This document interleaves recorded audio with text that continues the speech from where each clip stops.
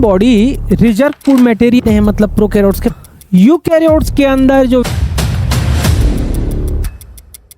Hello बच्चों, कैसे हैं आप? एक बार मैं फिर हाजिर हूं। मेरा नाम है डॉक्टर रणजय सिंह। अभी हम जो पढ़ने जा रहे हैं वो है cell the unit of life में हम पढ़ेंगे प्रोकैरियोटिक सेल के बारे में। हम उसे डिटेल से देखेंगे और इससे पहले थोड़ा सा हम जानेंगे कि सेल की ओवरव्यू क्या है। हम सेल के बारे में थोड़ा सा उसको ओवरव्यू देख के कंप्लीट हम प्रोकैरियोटिक सेल के बारे में डिटेल से स्टडी करते हैं। चलो चलते हैं।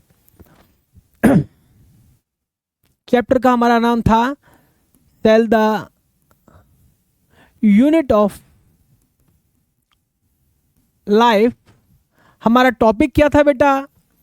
टॉपिक है हमारा ओवरव्यू ऑफ सेल। चैप्टर के बारे में हमने पढ़ चुके हैं।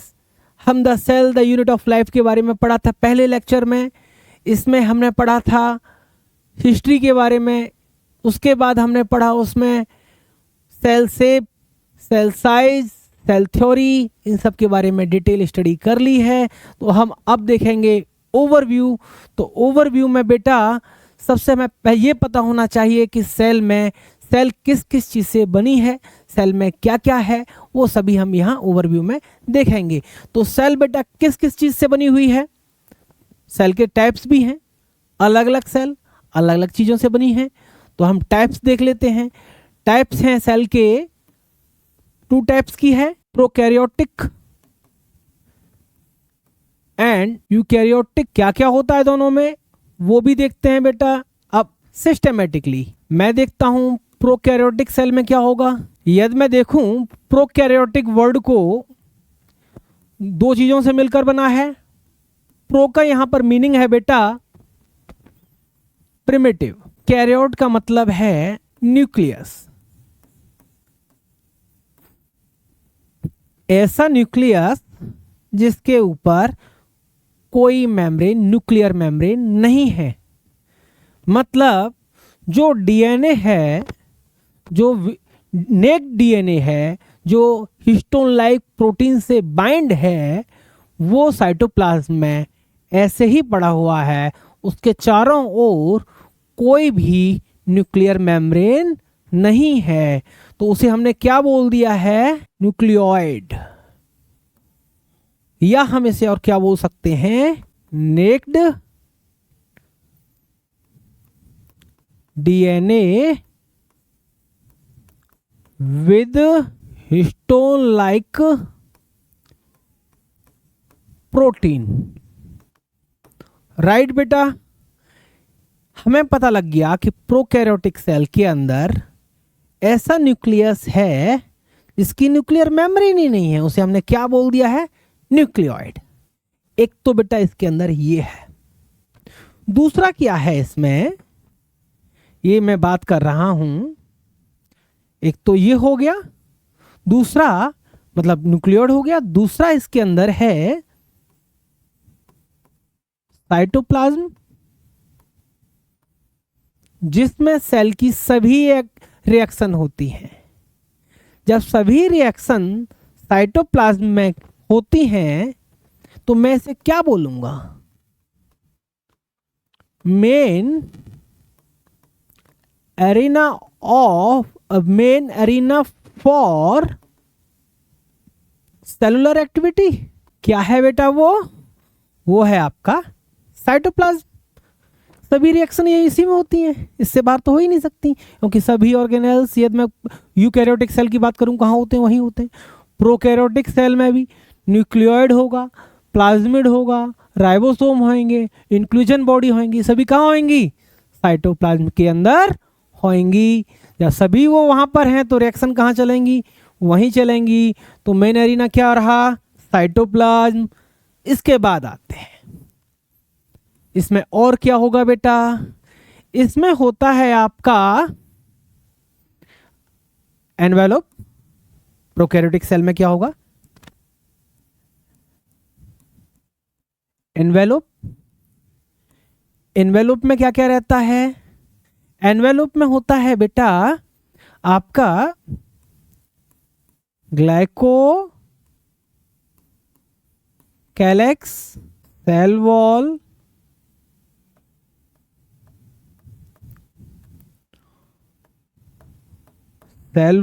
Cell membrane.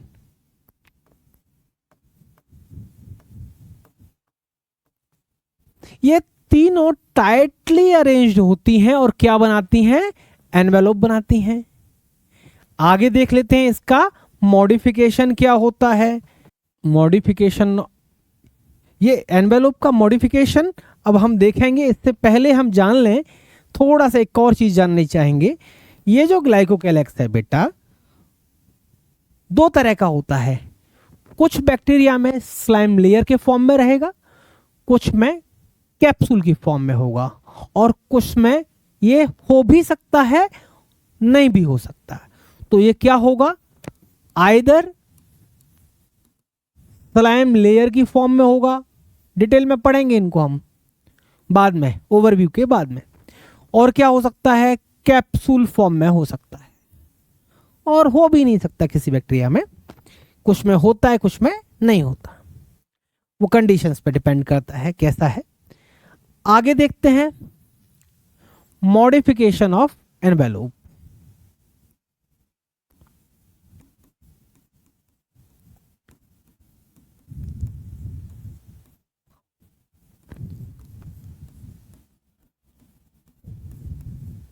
एनवेलोप का मॉडिफिकेशन क्या हो सकता है? मॉडिफिकेशन जैसे एनवेलोप से क्या कौन कौन सी स्ट्रक्चर निकल रही है, या एनवेलोप अपने आप को चेंज होके और क्या बना रहा है, देख लेते हैं। बेटा, जब सेल मेम्ब्रेन अंदर की ओर इन्वेजिनेट कर जाए, जैसे ये कोई सेल है, इसकी सेल मेम्ब्रेन, ये सेल है और ये सेल मेम्ब्रेन इन्वेजिनेट कर गई, तो ये जो स्ट्रक्चर बनती है ये क्या होती है?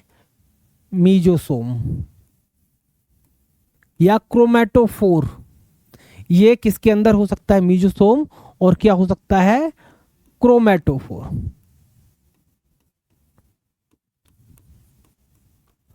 क्रोमेटोफोर का साइज छोटा होगा, इसका मीजोसोम का थोड़ा सा बड़ा होगा। यदि सेल मेम्ब्रेन इन्वेजिनेट करती है तो क्या होगा? पहला बहुत इंपॉर्टेंट है, कैरेक्टरिस्टिक डिफरेंस है बेटा, ये कैरेक्टरिस्टिक फीचर भी है प्रोकैरियोट्स का। क्या? मीजोसोम, इसके बाद क्रोमेटोफोर, और क्या होता है बेटा? मेम्ब्रेन मतलब एनवेलोप का मॉडिफिकेशन, ध्यान रखिएगा, फ्लैजेला,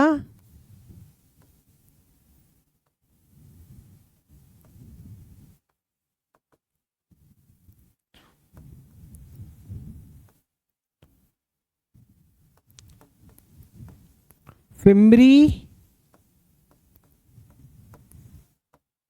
पिलाई, ये सब एनवेलोप के मॉडिफिकेशन है। इसके बाद देखते हैं और क्या आता है। अब हम देखते हैं प्रोकैरियोटिक सेल के अंदर क्या होता है। इनसाइड प्रोकैरियोटिक सेल, ध्यान रखिए इनसाइड बोल रहा हूं, मॉडिफिकेशन नहीं है वो, उसके साइटोप्लाज्म में क्या है? इनसाइड प्रोकैरियोटिक सेल, ध्यान रखिए, इन साइटोप्लाज्म क्या क्या हो सकते हैं बेटा? सबसे पहले जिसकी स्टडी हमने की, जिसके बारे में लिखा था, ये रहता है न्यूक्लियोइड। दूसरा,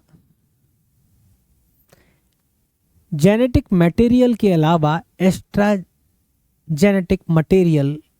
समझ लो कि जेनेटिक मटेरियल तो हमारा हो गया न्यूक्लियोइड, इससे बाहर एक्स्ट्रा न्यूक्लिक एसिड और है, राउंड होगा, डबल स्टैंडर्ड होगा, डीएनए होगा, वो है प्लाज्मिड बेटा। क्या है वो? प्लाज्मिड। ये क्या है? जेनेटिक मटेरियल के अलावा न्यूक्लिक एसिड है। इसका काम बाद में डिटेल में स्टडी करेंगे। ये रेजिस्टेंस के लिए भी रेस्पॉन्सिबल होता है और ये ट्रांसफॉर्मेशन के कंफर्मेशन के लिए भी यूज होता है। इसके अलावा बेटा राइबोसोम होते हैं। प्रोकैरियोटिक सेल में ओनली 70S टाइप के होते हैं।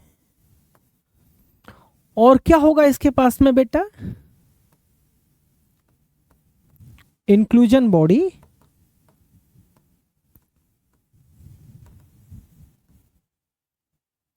ये रिजर्व फूड मटेरियल है जो कि उसमें साइटोप्लाज्म में विदाउट मेम्ब्रेन है और साइटोप्लाज्म में पड़ा रहता है। प्रोकैरियोटिक सेल में नोट करके लिख लीजिए, जो भी ऑर्गेनेल हैं वो विदाउट मेम्ब्रेन है। In prokaryotic cell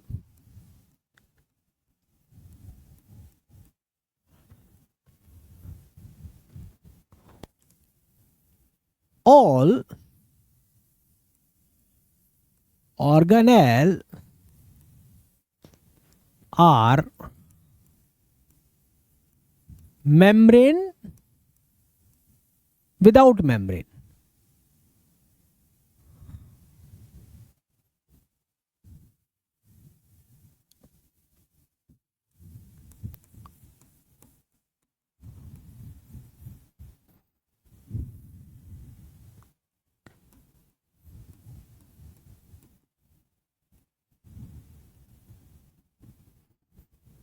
All organelle are without membrane. Okay बेटा, किसी के पास में मेम्ब्रेन नहीं होती। आगे देखते हैं बेटा, इसमें और क्या हो सकता है? गैस वैक्यूल, ये पाई जाती है mostly VGA, purple sulphur bacteria, उनमें मिलती है ना। पर्पल बैक्टीरिया है ना, ग्रीन सल्फर बैक्टीरिया, उनमें आपकी गैस वैक्यूल मिलती है बेटा। आगे आते हैं, ओवरव्यू में एक पॉइंट रह गया है यूकैरियोटिक सेल। हमने सेल का ओवरव्यू देख रहे हैं, तो यूकैरियोटिक सेल के पास में क्या होता है? यूकैरियोटिक सेल के पास में क्या होगा? ट्रू न्यूक्लियस,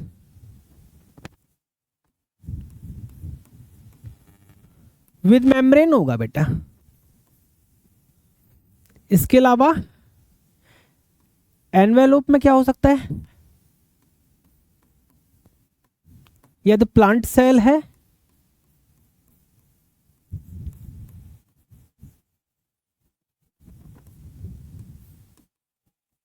फंगस की है,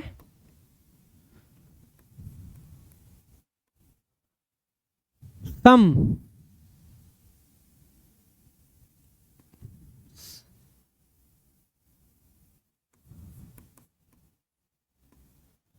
एल्गी प्लांट में ही आ जाती है, एल्गी को मत लीजिए।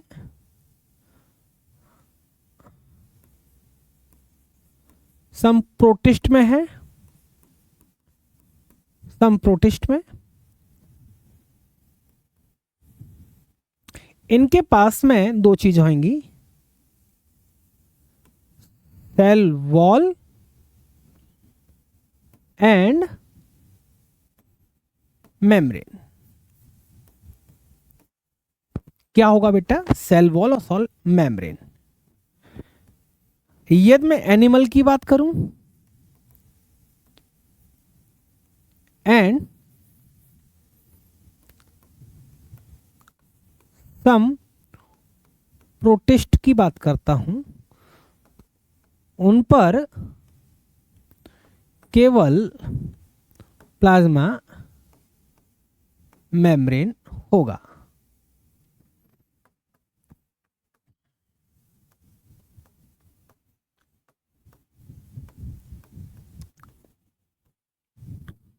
एक बायोलॉजिकल मेम्ब्रेन होगी बेटा, याद रखिएगा। ये इन्वेलप हो गया। और क्या क्या हो सकता है यदि मॉडिफिकेशन में देखा जाए,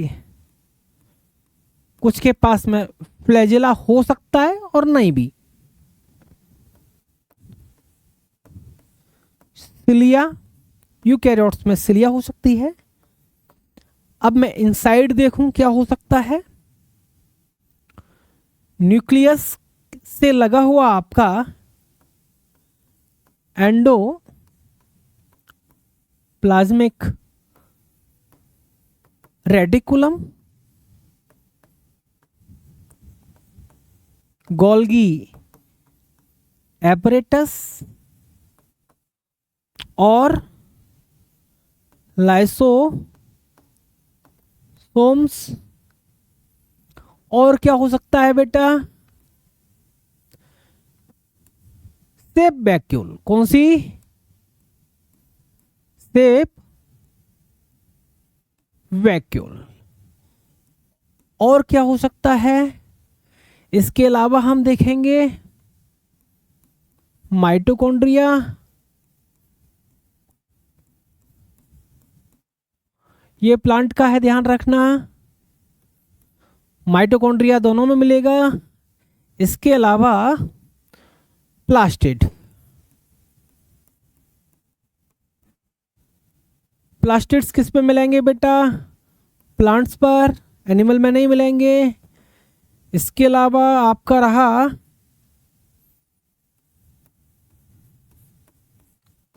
सेंट्रोसोम,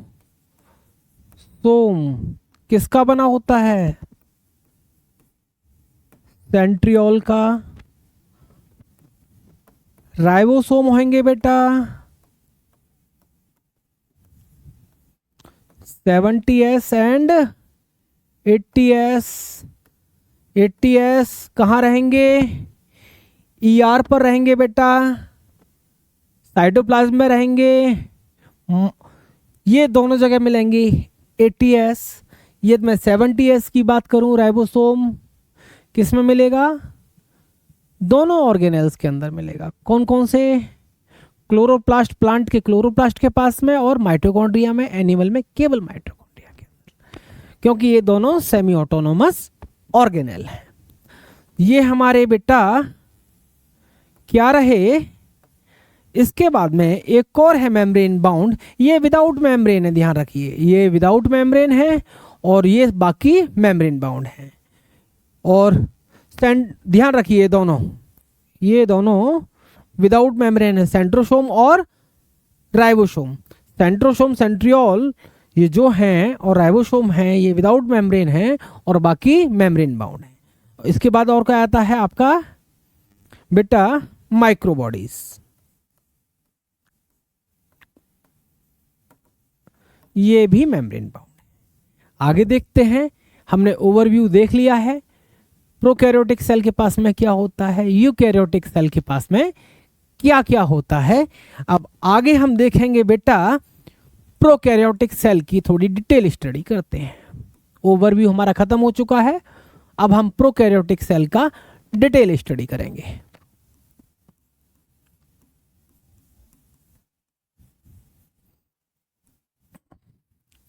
सबसे पहले हम बेटा जब प्रोकैरियोटिक सेल की स्टडी कर रहे हैं तो एनवेलप के बारे में स्टडी करेंगे।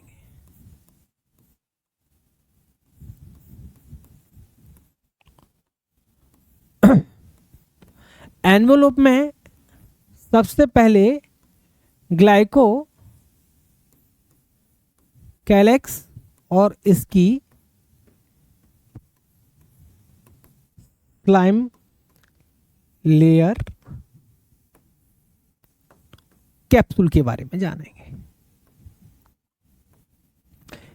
ध्यान रखिए कैप्सूल जो है वो थिक एंड स्मूथ होगा। Slime layer thin and rough होगी। अब आप मुझे बताइए थोड़ा सा यदि आपने कहीं पढ़ा हो तो जो एक्सपेरिमेंट था ग्रिफिथ का, उसमें उसने क्या लिया था? ट्रांसफॉर्मेशन एक्सपेरिमेंट में उसने लिया था, बैक्टीरिया की 2 कॉलोनी ली थी न्यूमेनोकोकस की, एक थी स्मूथ कॉलोनी और एक थी rough. S third, R second. R second किसकी वजह से आर सेकंड थी? उस पर स्लाइम लेयर थी और कैप्सूल की वजह से, जो कि पैथोजेनिक था, जिसकी वजह से वो कॉलोनी जो थी वो स्मूथ कॉलोनी थी। याद आया? यदि कहीं पढ़ा हो तो, नहीं तो आप पढ़ लीजिए, मैं पढ़ा रहा हूं आपको। तो बेटा स्लाइम लेयर कैसी रहेगी? थिन रफ और कैप्सूल थिक एंड स्मूथ। यही पॉइजनिंग कॉज करता है, वो भी मैं बताऊंगा क्यों।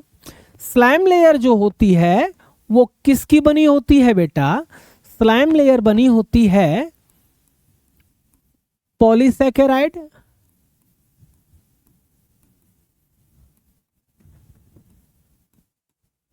Glyco protein plus glyco lipid, ये इसका कंपोजिशन होता है। कैप्सूल में पॉलीसैकेराइड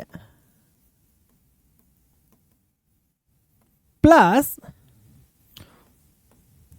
पॉलीपेप्टाइड लेयर होती है। ये जो पॉलीपेप्टाइड लेयर है ये इसकी पैथोजेनिसिटी के लिए रेस्पॉन्सिबल है, डिजीज कॉजिंग के लिए रेस्पॉन्सिबल है। ओके बेटा, ये तो इनकी स्ट्रक्चर हो गई। कैप्सूल और स्लाइम लेयर का फंक्शन क्या है? मैं कहूं तो ग्लाइकोकैलेक्स का फंक्शन क्या है? इसका फंक्शन है बेटा, ग्लाइकोकैलेक्स का फंक्शन है प्रोटेक्शन फ्रॉम होस्ट इम्यूनिटी।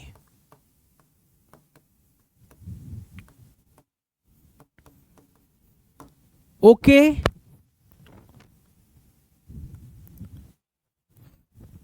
आगे लिखता हूं, इस पॉइंट को आ नहीं पाएगा। और दूसरा फंक्शन है इसका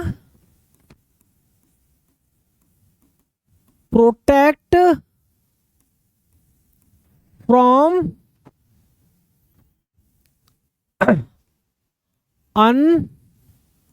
अनफेवरेबल क्लाइमेटिक कंडीशन।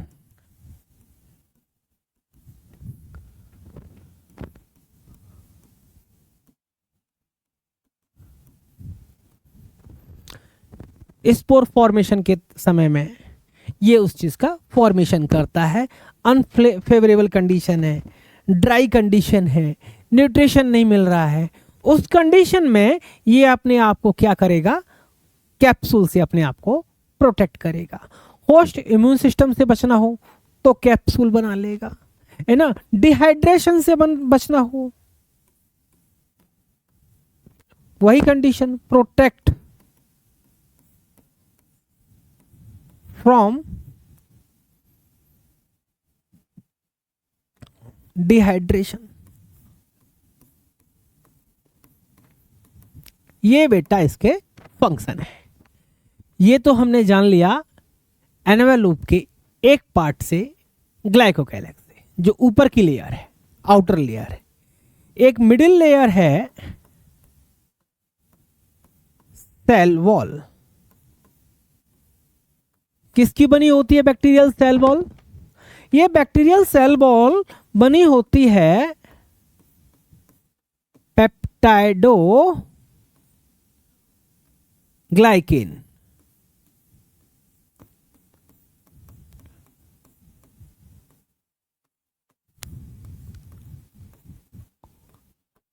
पेप्टाइडोग्लाइकेन में क्या होता है बेटा? N acetyl glucosamine, NAG and N acetyl muramic acid नाम। ये 2 कार्बोहाइड्रेट प्लस कुछ ओलिगोपेप्टाइड होते हैं, प्रोटीन पेप्टाइड, पेप्टाइड। इसकी स्ट्रक्चर देख लेते हैं बेटा। यदि मैं बात करूं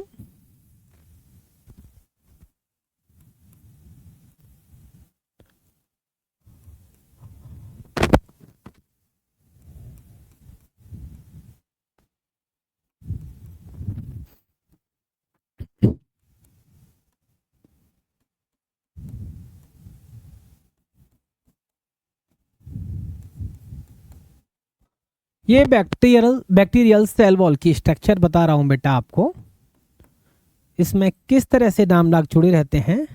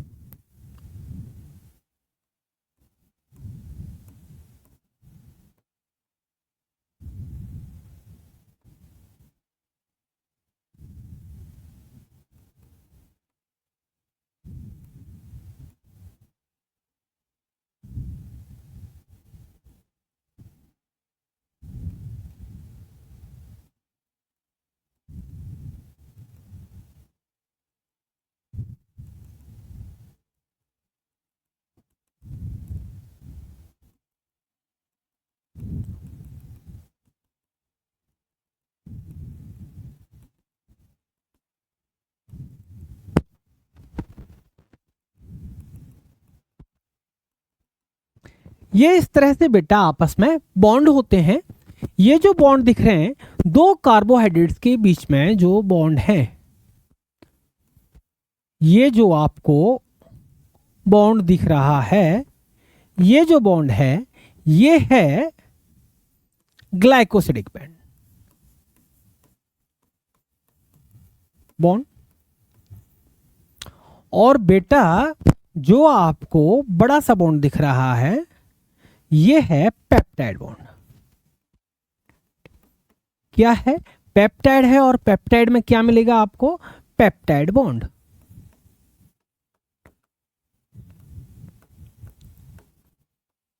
पेप्टाइड के अंदर तो पेप्टाइड बॉन्ड, दो अमीनो एसिड के बीच में कौन सा बॉन्ड मिलेगा बेटा? दो अमीनो एसिड के बीच में हमेशा पेप्टाइड बॉन्ड होता है। और कार्बोहाइड्रेट्स के बीच में ग्लाइकोसिडिक बॉन्ड होता है, ग्लाइकोसिडिक बॉन्ड, ग्लाइकोसाइडिक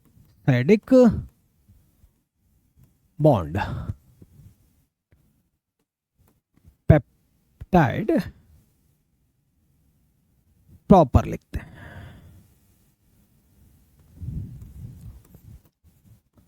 ग्लाइकोसाइडिक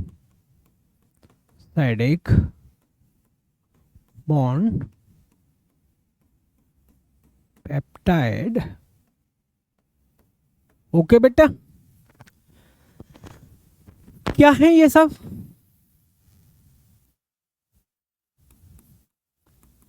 नाम, नाक, पेप्टाइड बॉन्ड।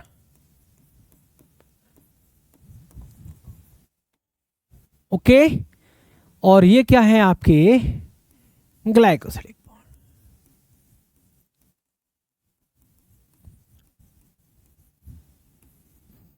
सेल वॉल ये क्या है बेटा? किसकी है? बैक्टीरियल सेल वॉल है बेटा। बैक्टीरियल सेल वॉल के बारे में हम जब पढ़ रहे हैं तो हमें इसके फंक्शन को भी देखना है बेटा। फंक्शन क्या है इसका? बैक्टीरियल सेल का फंक्शन है मैकेनिकल डैमेज से बचाना।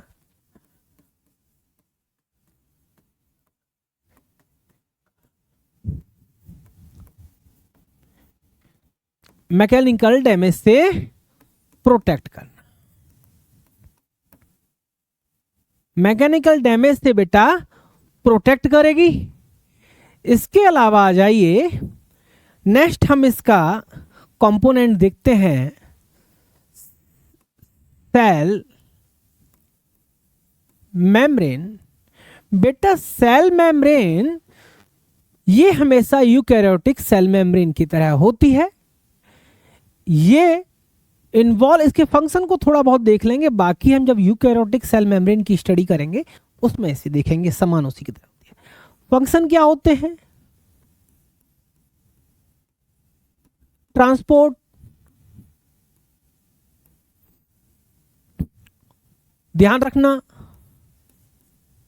दोनों तरह के ट्रांसपोर्ट हैं बेटा, एक्टिव एंड पैसिव ट्रांसपोर्ट दोनों होते हैं।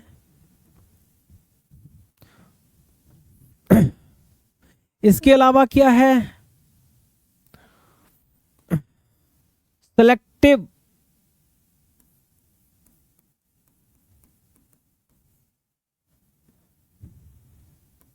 सेलेक्टिवली परमिएबल, क्या चीज अंदर जाएगी क्या चीज बाहर जाएगी। प्रोटेक्शन भी है।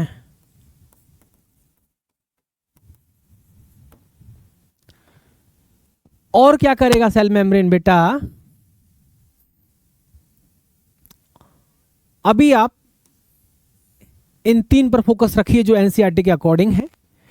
ट्रांसपोर्ट में आपका डिटेल से बाद में स्टडी करेंगे जब हम यूकैरियोटिक सेल मेम्ब्रेन की बात करेंगे, किस किस चीज का क्या क्या रोल है। सिग्नलिंग भी है इसमें, आगे देखो सिग्नलिंग, बहुत सारे फंक्शन हैं, अभी मैं उनके बारे में डिस्कस नहीं करना चाहूंगा।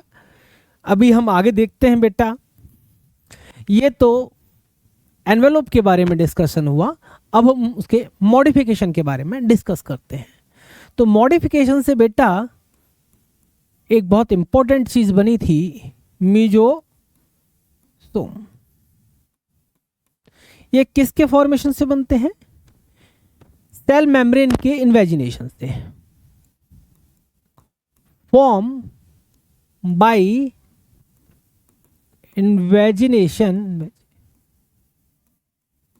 इन्वेजिनेशन ऑफ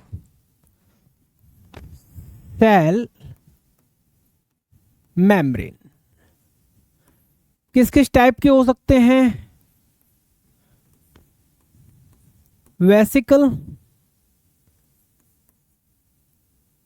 वेसिकल, इसके बाद आ जाते हैं ट्यूब्यूल, लैमेली। ये इन्वेजिनेशन तीन तरह से हो सकता है, तो ये 3 टाइप्स के होते हैं बेटा। कैरेक्टरिस्टिक फीचर भी है, क्या है ये? प्रोकैरियोट्स का कैरेक्टरिस्टिक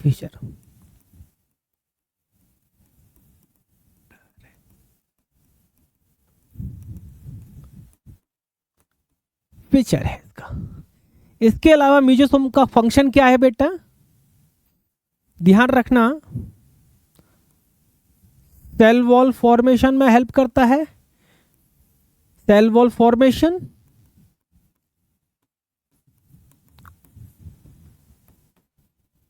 इसके अलावा respiration,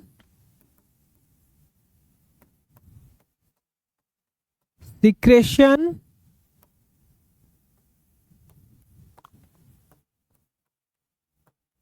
replication,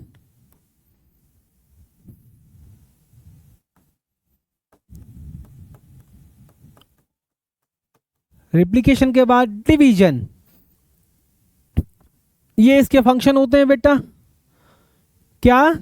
cell wall formation, respiration, secretion, replication, division, enzymatic activity बेटा।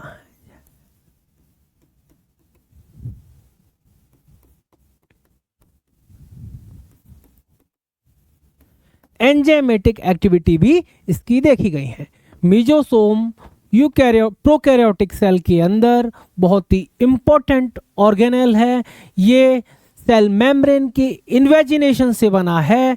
इसका सबसे महत्वपूर्ण काम क्या है? सबसे इंपॉर्टेंट रिप्लिकेशन है, डिवीजन है, रेस्पायरेशन है, एंजाइमेटिक एक्टिविटी है, सेल वॉल का फॉर्मेशन है और सिक्रेशन है। ये याद कर लेना। यदि प्रोकैरियोटिक सेल में से क्वेश्चन आया, फंक्शन में से आया, तो मीजोसोम के फंक्शन में से क्वेश्चन 100% बन ही जाता है। तो इनको आप वेरी वेरी इंपॉर्टेंट मान के चलिए बेटा। आगे आ जाते हैं बेटा। मीजोसोम के बाद में हम देखते हैं बेटा क्रोमैटोफोर। ये भी इन्वेजिनेशन से ही बनते हैं। इसमें क्या मिलता है? जो फोटोसिंथेटिक बैक्टीरिया होते हैं उनके अंदर मिलेंगे। उनके अंदर कौन कौन सी चीज मिलती है ध्यान रखिएगा, वो पिगमेंट हैं बैक्टीरियो विरिडिन,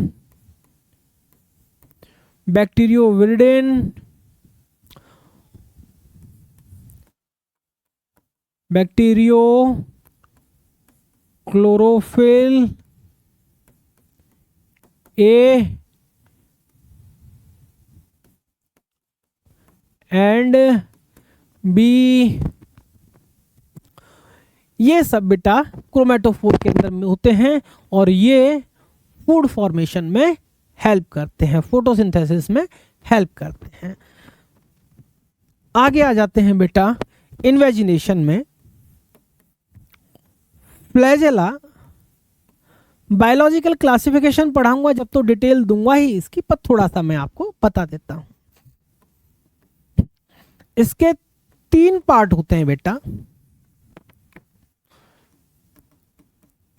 फिलामेंट,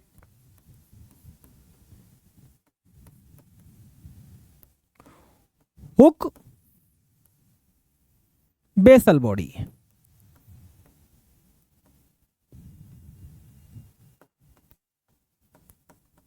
बेसल बॉडी, ध्यान रखिए फिलामेंट किसका बना होता है, जो याद करने में क्वेश्चन बनता है फिलामेंट का। बैक्टीरियल फ्लैजेला किसका बना होता है? कॉन्ट्रैक्टाइल प्रोटीन होती है फ्लैजेलिन, याद कर लेना। कॉन्ट्रैक्टाइल प्रोटीन है कौन सी? फ्लैजेलिन, फ्लैजेलिन। ओके बेटा, कॉन्ट्रैक्टाइल प्रोटीन छोटी छोटी यूनिट होती हैं और स्फेरिकल, अंदर से हॉलो होता है और ये कॉन्ट्रैक्टाइल होता है, उसी की वजह से ये मूवमेंट करता है। ये आउटसाइड द एनवेलोप होता है, आउटसाइड द एनवेलोप, याद रखिए। हुक जो होता है थोड़ा सा सेल वॉल में मर्ज रहता है और बाकी out. Some inside cell wall and some outside.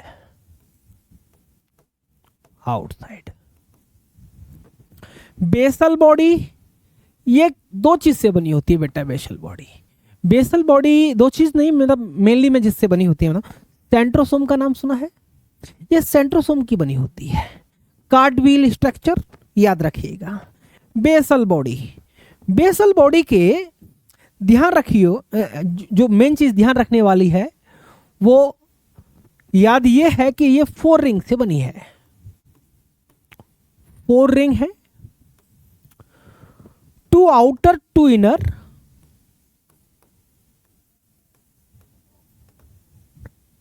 और 2 इनर।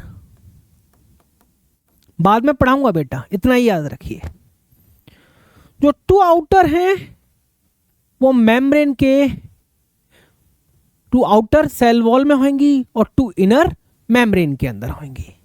ये कहां होंगी? सेल वॉल के अंदर। ये कहां होंगी?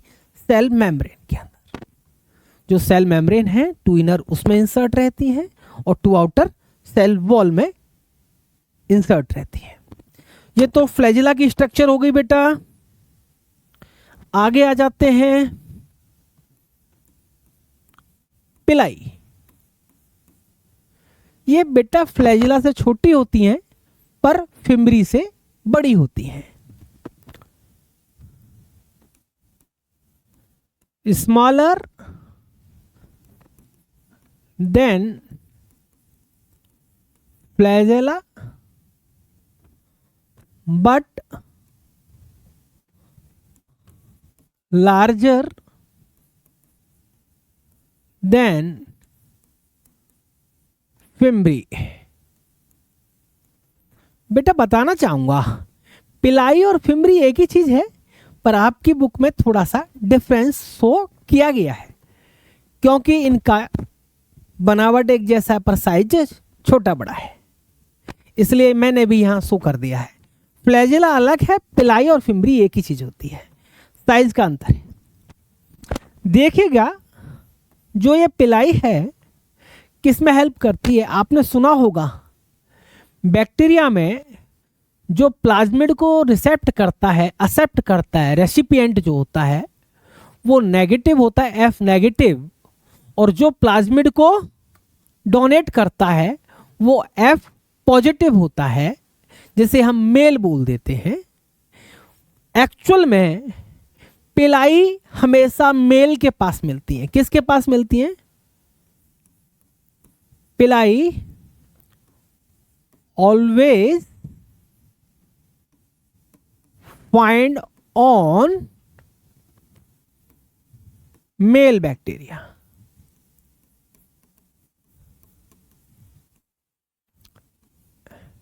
F प्लस और male, but absent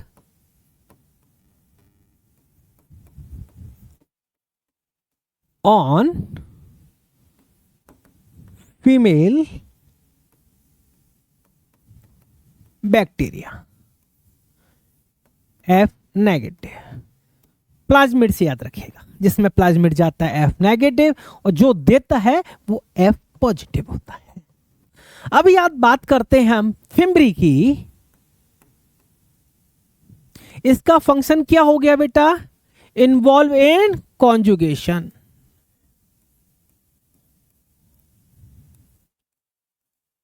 conjugation bacterial genetics में आता है।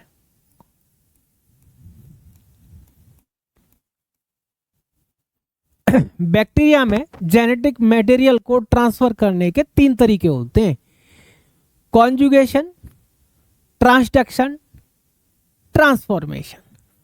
ट्रांसफॉर्मेशन ग्रिफिथ ने बता दिया था। कॉन्जुगेशन में क्या है? पिलाई से जो F पॉजिटिव है वो फीमेल बैक्टीरिया को बेटा पकड़ लेता है। फीमेल बैक्टीरिया पर तो पिलाई होती नहीं है, उस पर फिम्बरी होती है। फिम्बरी हमेशा वॉल से अटैच, किसी सरफेस से अटैच या किसी होस्ट से अटैच होने के लिए होती है। फिम्बरी किसके लिए होती है? किसी सरफेस से अटैच होने के लिए।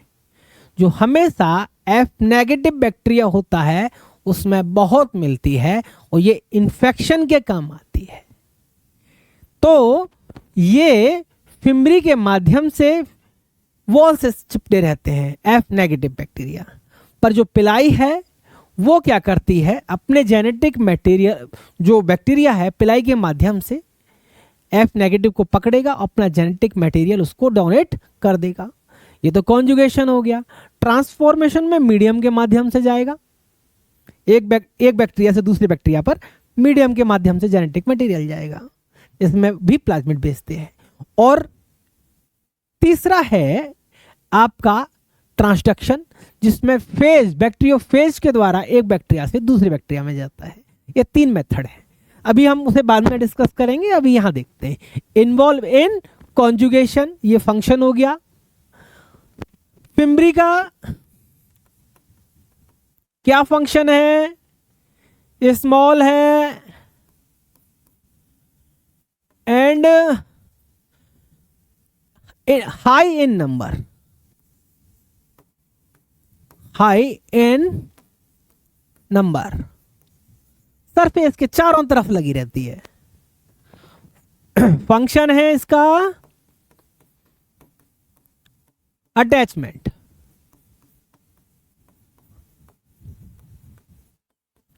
On surface of wall and host. Okay बेटा, राइट। नेक्स्ट आ जाते, इसके बाद फिमरी के बाद बेटा आ जाता है, ये तो सरफेस मॉडिफिकेशन हो गया। अब आ जाते हैं हम न्यूक्लियोइड।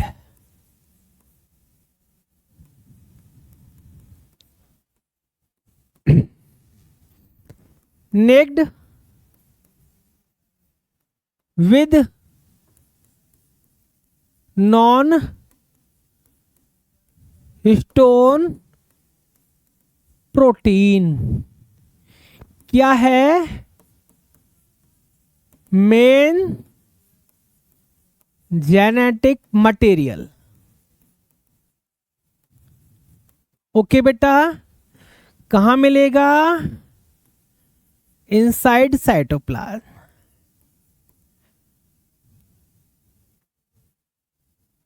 इनसाइड साइटोप्लाज्म, राइट बेटा। कैसा है? डबल स्टैंडर्ड है, सर्कुलर है। इसके बाद में आ जाते हैं बेटा प्लाज्मेड। ये है double strand, circular,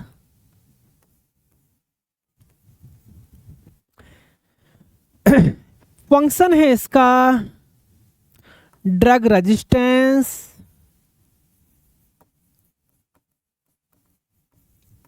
and transformation. कौन? ट्रांसफॉर्मेशन में इन्वॉल्व होता है।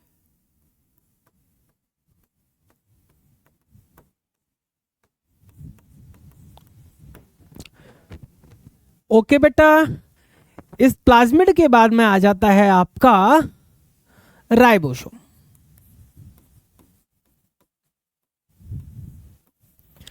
प्रोकैरियोट में राइबोसोम बेटा 70S टाइप के मिलते हैं। इसकी 2 यूनिट रहेंगी, बड़ी 50S, छोटी 30S।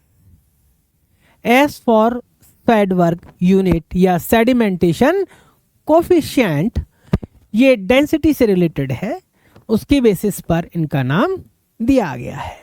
ये 2 यूनिट, ये large unit, small unit. Function क्या है राइबोसोम का बेटा? Protein synthesis. जब ये प्रोटीन सिंथेसिस में इन्वॉल्व होते हैं तो क्या बनाते हैं? राइबोसोम एमआरएनए पर अटैच होके बेटा, ये माना एमआरएनए है, कई सारे राइबोसोम अटैच होंगे, वो क्या बनाएंगे? पॉलीसोम। पॉलीसोम, पॉलीसोम या पॉलीराइबोसोम।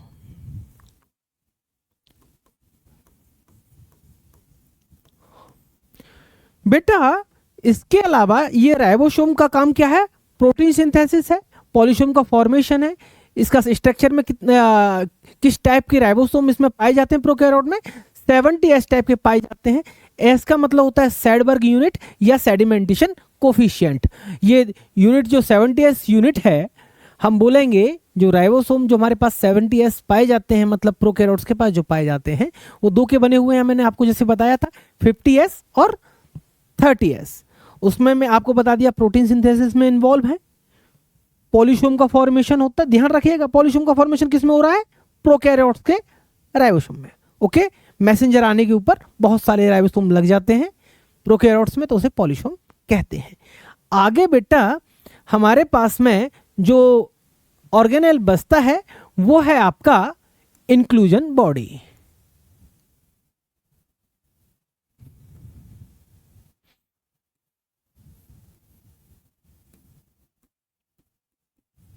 Inclusion bodies. एक्चुअल बेटा इंक्लूजन बॉडी का फंक्शन क्या होता है? Inclusion body reserve food material है बैक्टीरिया के पास में। उसमें क्या क्या हो सकता है बेटा? फॉस्फेट ग्रेन्यूल्स हो सकते हैं।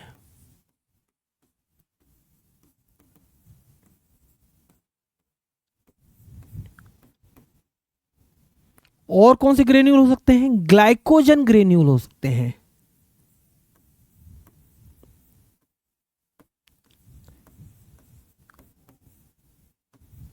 ध्यान रखिए कोई मेम्ब्रेन नहीं है, ये साइटोप्लाज्म में ऐसे ही पड़े हुए हैं। और क्या हो सकते हैं बेटा? साइनोफायसिन ग्रेन्यूल। ओके बेटा, ये ग्रेन्यूल्स प्रोकैरियोटिक सेल के अंदर साइटोप्लाज्म में रिजर्व फूड के रूप में पड़े हो सकते हैं। ओके बेटा, इसके अलावा क्या होता है प्रोकैरियोटिक सेल में? Gas vacuole.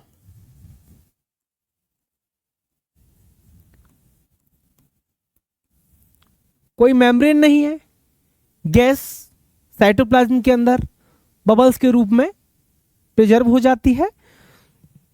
वो बायोन्सी देती है बैक्टीरिया को, मतलब किसी लिक्विड में, किसी मीडिया में वो फ्लोट कर सके। तो ये आपके सभी बैक्टीरिया में नहीं, सम बैक्टीरिया के अंदर पाया जाएगा। फंक्शन क्या है? बायोन्सी देगा। ध्यान दीजिएगा, यूकैरियोट्स के अंदर जो वैक्यूल पाई जाती है उसे सैप वैक्यूल कहते हैं, एसएपी सैप वैक्यूल बोलते हैं।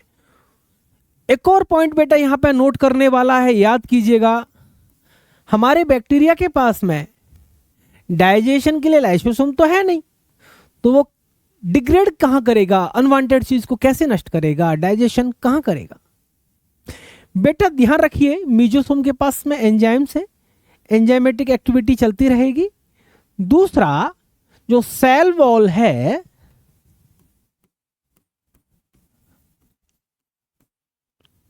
Cell wall,